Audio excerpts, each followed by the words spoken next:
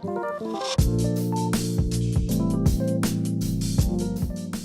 there everyone, welcome back to my channel and thank you so much for tuning in. Happy New Year. I hope everybody has had amazing holidays and that you are enjoying your summer vac if you're still in that mood. For most of us, I think the year started in February. That's when you fully zone into, if you're going to school that year, that's what you're doing. If you've been on leave, you're back at work and it's game time, okay? So in the spirit of that, I have decided to make this video about setting goals, which is centered around New Year's resolutions, because when a new year starts, it's the perfect time to set goals about your fitness, about your career, your personal development and so on. And you then see at the end of the year how much of those goals you've achieved, whether you need to put them onto the next year or just how well you've done in terms of keeping the promises you would have made to yourself in the beginning of the year. So in order to do this right, I'm going to give you guys 5 points that are so important and crucial to setting goals the right way and making sure that you have everything in place in a clear manner that brings you a step ahead of the people who quit and end up not seeing their goals through. It just puts you in a position to actually take more things off your box when the year ends. I'm gonna tell you guys these points. First of all, let me drink some water, like the girl that I am. Who minds her business? Let's get straight into this video. The first point, which is the one thing or the first thing that comes to my mind when it comes to setting goals, I do not remember at what stage in my education I learned about SMART goals. So each letter of the word SMART stands for something that describes how you should set your goals. I think in setting any goal, it remains the most important 5 points, the S, the M, the A, the R, and the T, into making sure that the goal you've stated for yourself meets the standard of being a SMART goal, right? The first letter of the word SMART stands for specific. So when you set your goals, you really need to narrow it down to the point of as simple as it can be stated. So for instance, if I said, I want to score at least 70% across all subjects this year, that's a clear goal. I've set it as 70%. Anything below 70% is not what I had set out to achieve. Anything above it, could it be 80? Could it be 71? Could it be 70 on the dot? It meets my goal. So just be very specific when you set your goal. If you're going to state something as a goal, let it be right straight to the point, right? And the second word is measurable, which is the M. And measurable goals are goals that you need to be able to measure your goal. So you need to be able to measure your progress of how much progress have I made in this goal. And if I've said that, okay, I want to get 70% across all subjects, in my first test, I should be able to measure, am I meeting my goal? Am I getting close to my goal? What do I need to do to make sure that I go from a 60 to a 70 at the end of the year? Because that is my goal, right? So you need to set goals that are measurable so that at any point you should be able to see how much progress you're making and whether you are actually keeping the promise that you have made to yourself. And the third letter is A, which stands for attainable. So you should set a goal that you can achieve, right? I mean, I'll say this, people are not flying around. So I'll say, if you said, I want to fly by the end of this year, it's obviously not attainable. So we're human beings, we don't fly, we're not birds.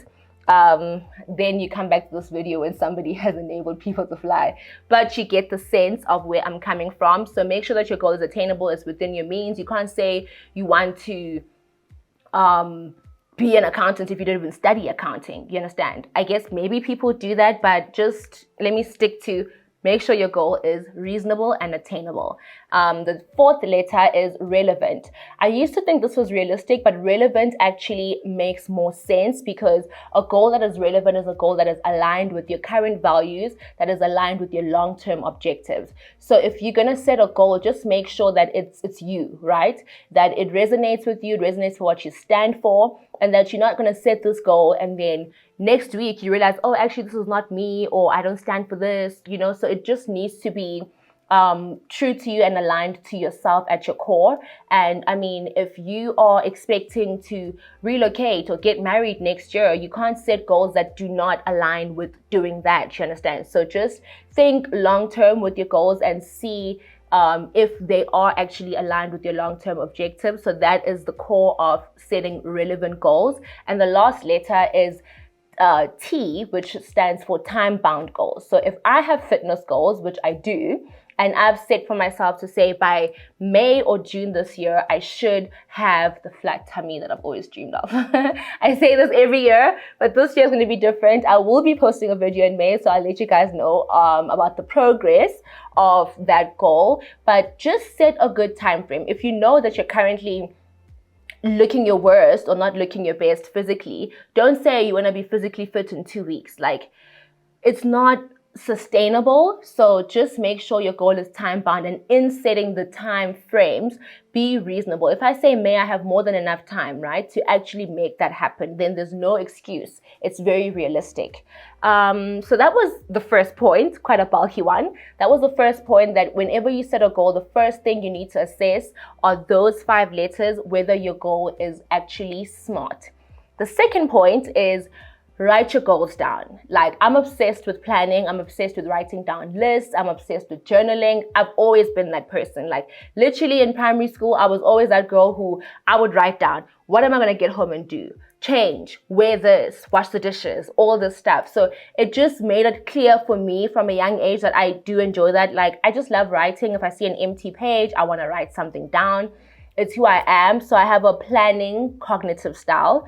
This is something I learned in school, but yeah, so I think it's very important to write things down just to affirm that you have said this, you're going to do it.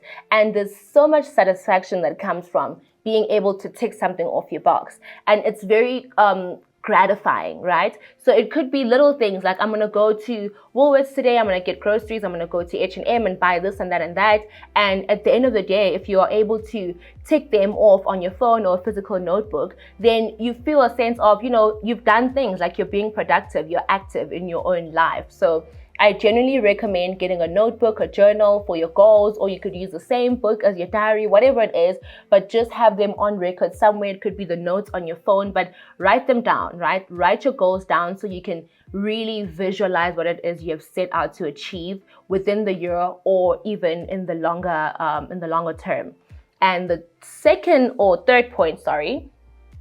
point is to pray about your goals. I'll say pray because I am a Christian. If you're not religious and you maybe don't pray, it could be meditating, it could be thinking, it could be manifesting, but just spend time with yourself and your goals, praying about them, praying that God may bless them, praying, and just manifestation, from what I understand, is visualizing yourself having achieved the things that you set out to achieve, and it brings so much positivity and actually brings your goals to life.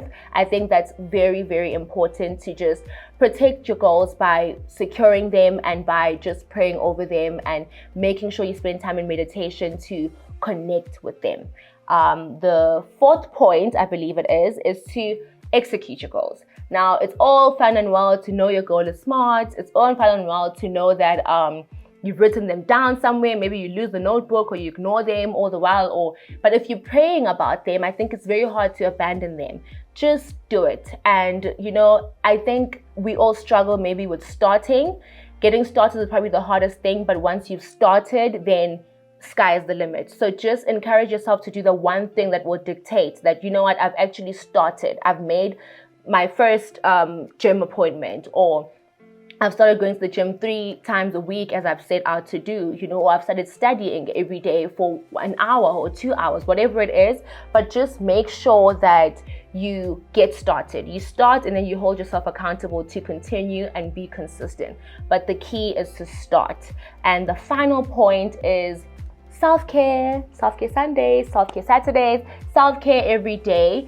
You cannot pour from an empty cup. You have to take care of yourself. You need to be in your best condition personally to be able to come at your goals and achieve them and just strike them on the head. So I just think it's very important to do self-care activities, whatever that means to you. This is the best time to recommit to the things that bring you clarity, focus, and peace in your life. So whatever it is you enjoy, you do those things that you enjoy, because it makes sure your cup is always full and that you are coming from a filled up place to actually achieve the things that you've set out to achieve. Thank you so much for tuning in. That was a mouthful, and I hope it was helpful. let's keep on having this conversation every now and again to just track our progress. But if you're a person who's very anti-New Year resolutions, drop that mentality. It's whack. Write your goals down. We all want to achieve some things, and just write them down and do your best to come after them. Don't be pessimistic. Don't sell yourself short. You do have potential more than you could ever imagine, and you will never see that potential through if you don't take yourself seriously enough to encourage yourself that your dreams are valid and they are achievable, and you are the person that can make sure that those things are actually achieved. Thank you guys. Give this video a thumbs up. If you've listened to me blab the whole time, clearly you enjoyed the video. Give it a thumbs up, subscribe to my channel, leave a comment, and also let me know the kind of things you want to see on this channel. Thank you also for the support on my last video. I really appreciate it. Let's continue, let's grow together. I'm super excited for this year. Mwah. Take care.